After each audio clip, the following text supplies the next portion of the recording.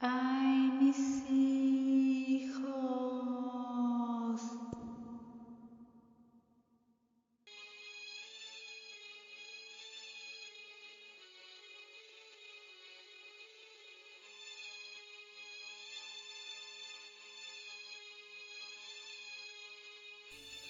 Chapitre 1. Mai 2016. Si je pense que par amour, j'ai quitté l'Italie où vit ma famille et que je suis venue au Mexique pour lui, et maintenant m'y voici toute seule. Je conduisais ma voiture vers ma nouvelle demeure, vers ma nouvelle vie. En réalité, je n'étais pas seule. Je regardais dans mon rétroviseur le joli petit minois de mon fils Julio, âgé de 4 ans. Il dormait dans son petit siège, juste derrière moi. Je regardais à nouveau la route. Le ciel noir était chargé de pluie. Mais il nous avait accordé quelques heures de répit.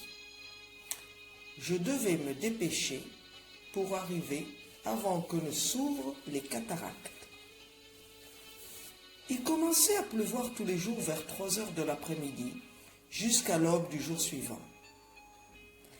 J'étais parti avant le lever du soleil. C'était la deuxième fois que je parcourais ce trajet.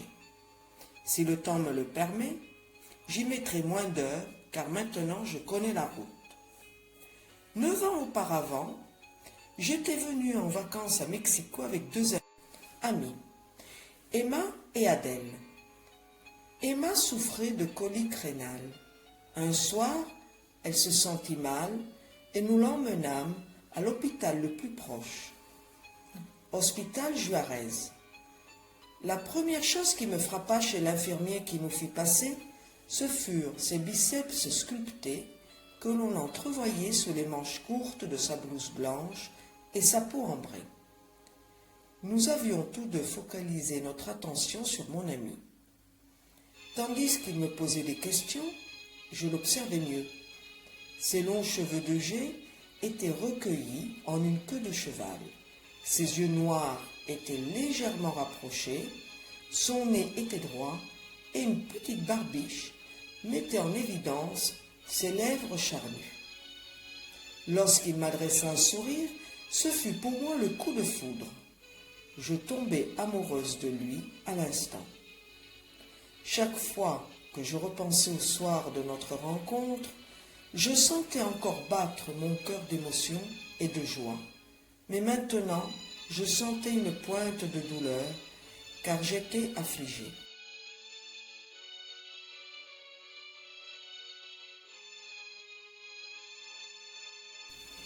Moi aussi, en Italie, je travaillais comme infirmière. Cette passion commune nous unit immédiatement. Nous échangeâmes nos numéros de téléphone et je sortis avec lui pendant toute la durée de mon séjour à Mexico. Je retournais dans mon pays, mais je continuais à rester en contact avec Jésus. Entre le Mexique et l'Italie, il y a 7 heures de différence de fuseau horaire. Nous devions donc calculer le moment propice pour les appels vidéo. Ainsi, lorsque je commençais à travailler à 11 heures du soir, on se téléphonait à 10 heures. Là-bas, il était 3 heures de l'après-midi. Quand il travaillait la nuit, je mettais mon réveil à 5 heures du matin. On resta ainsi en contact pendant 1 an et il me rejoignit dès qu'il fut en vacances. Je compris que je ne voulais pas me séparer une nouvelle fois pendant toute une autre année. Jésus était de mon avis et il me proposa de l'épouser.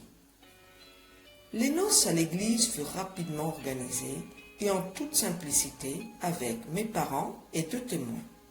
Emma, qui involontairement a permis que nous nous rencontrions l'été précédent, et son fiancé Lucas, qu'elle a épousé quelques années plus tard. Je me licenciai et je saluai mes amis. Ce fut dur pour mes parents d'accepter mon choix. Je partis avec mon nouvel époux pour aller vivre dans la capitale du pays qu'autrefois on appelait la Nouvelle-Espagne, le Mexique actuel. Jésus m'emmena connaître sa famille qui vivait dans un village non loin de la ville. Je me sentis d'emblée bien accepté, et même ici, ils organisèrent nos noces, mais en grande pompe. Je déménageai vivre dans l'appartement de mon époux. Au début, je m'occupais des démarches bureaucratiques. J'obtins mon visa et je régularisai mon certificat d'études à la Secretaría de Educación Pública. Quelques mois plus tard, j'eus la chance d'aller travailler dans le même institut, Hospital Juarez, là où travaillait déjà mon mari. J'entrai dans le service orthopédie, tandis que lui, il continua à travailler dans la sala de emergencias, le service des urgences. Même si j'habitais très loin de ma terre et de mes proches, j'étais très heureuse. Après 2 ans de mariage, nous décidâmes d'essayer d'avoir un enfant. Et, heureusement pour nous, je tombai tout de suite enceinte. Les traits de Julio ressemblent beaucoup aux miens. Son visage est ovale, il a de grands yeux couleur noisette et de longs cils noirs. De son père, il a hérité ses longs cheveux de jais et son teint ambré. Moi, j'ai des cheveux châtains et la peau très claire. Lorsque je suis seule avec lui, je lui parle en italien et je l'appelle Giulio. Tous les soirs, on appelle ses grands-parents maternels en visio. Mon petit connaît bien les 2 langues. Tandis que je ressassais ce qui m'était arrivé il y a quelques mois de cela, je sentis monter la colère féroce. Elle se reversa en larmes sur mon visage. J'étais descendu au labo pour y laisser des éprouvettes, et tandis que j'attendais l'ascenseur pour remonter, les portes s'ouvrirent. Je me retrouvai face à Jésus et à une de ses collègues. Elle avait un rouge à lèvres d'un rouge vif sur sa bouche, et lui aussi.